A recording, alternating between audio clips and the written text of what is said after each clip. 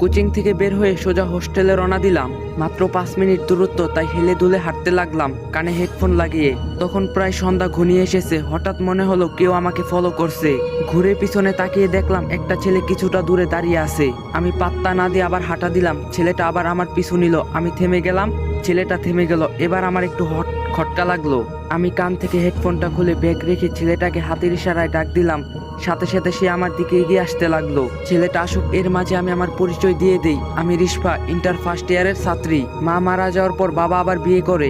সৎ মায়ের অত্যাচারে বাসা ছাড়তে বাধ্য হই। এখন হোস্টেল থেকে পড়াশোনা চালিয়ে যাচ্ছি।